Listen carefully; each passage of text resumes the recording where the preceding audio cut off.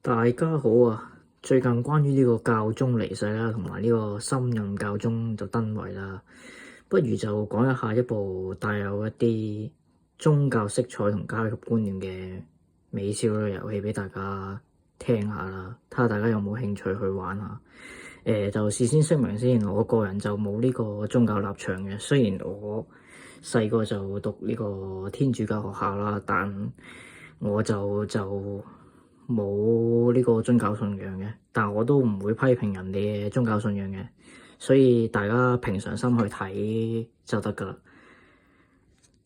咁呢部作品咧就叫做《衛奕嘅遊屍體》啦。咁呢部遊戲就係出自於2011年，出自於8月寫嘅美少女遊戲。可能大家對呢個大圖書館嘅牧羊人啦，或者 FA 啦，同埋呢個夜明前嘅琉璃色等等嘅遊戲啦，大家會比較清楚啲啦。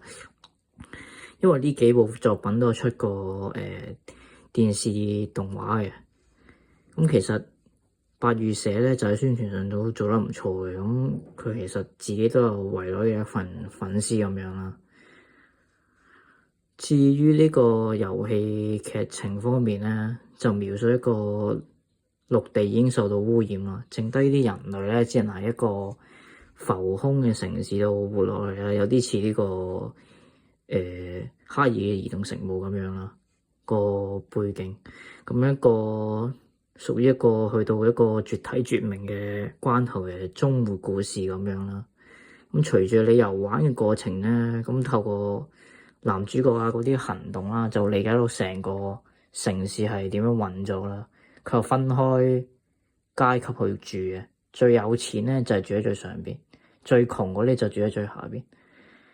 係啊，你冇聽錯，呢個就好似笑話咁樣，明明去到已經人類最後關頭，咁一個咁危險、咁危急嘅時候，咁啲人依然都係離唔開上下之分，就好似帶有諷刺咁樣啦。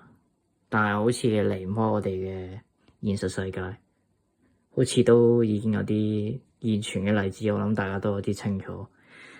有啲動物總係比動物更加平等，我諗大家明嘅。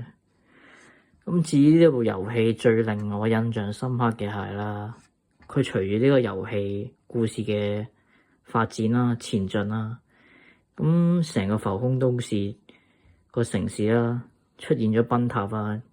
咁崩塌大家知㗎啦，會由最下層嗰邊開始冧㗎嘛。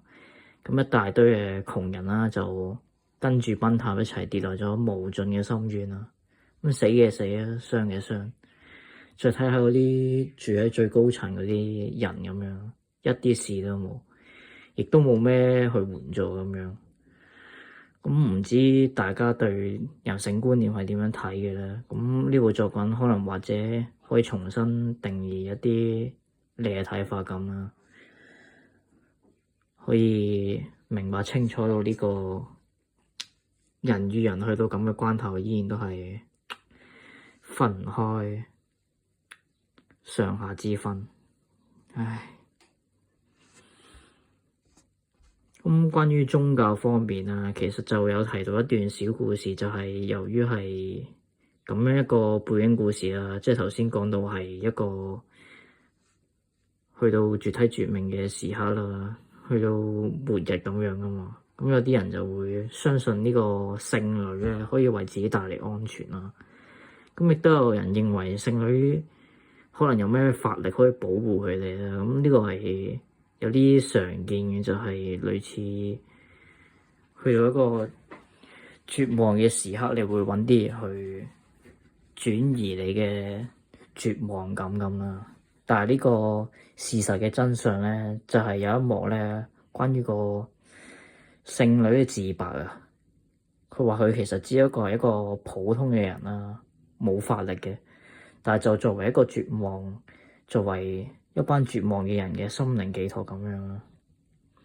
咁宗教到底嘅存在係好定壞咧？我自己都冇一個確切嘅答案啦，因為佢同時又帶嚟咗戰爭啦，一方面又令咗一部分人咧安撫咗佢哋嘅心情啦，可以有個心靈寄託咁我唔知點講好，可能係令佢哋有個寄託咁樣活落去啦。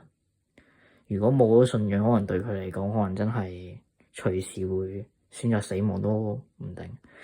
同埋亦都有啲人啦，將佢嘅一生奉獻咗信仰，所以我冇辦法俾出一個好確切嘅答案。但係呢部作品相信就可以令你從呢個宗教信仰方面啊，同階級觀念去睇一個故事咁啊。除咗呢個遊戲劇情之外咧，本作嘅即係呢部遊戲嘅動畫製作都係一流嘅。如果你聽完我講之後咧，都唔打算玩呢部遊戲啦，覺得太花時間。順便講一下呢個遊戲可能會花你20個鐘度啦。咁就如果你真係唔想玩啦，咁就可以去用呢個遊戲嘅名啦。直接喺 YouTube 度打埋 OP 啦，咁樣就可以睇下佢嘅 OP 動畫，應該只係花你1分鐘到15分鐘時間左右嘅啫。咁個人覺得係一個十分優秀嘅動畫製造啦，首歌亦都可以值得大家去聽一聽嘅。啱啊！如果你覺得實在太長，我真係唔想花咁長時間去玩，可以去聽下歌咁嘅。咁呢次就係呢個遊戲嘅推薦咯，歡迎各位留言啊！感謝收聽。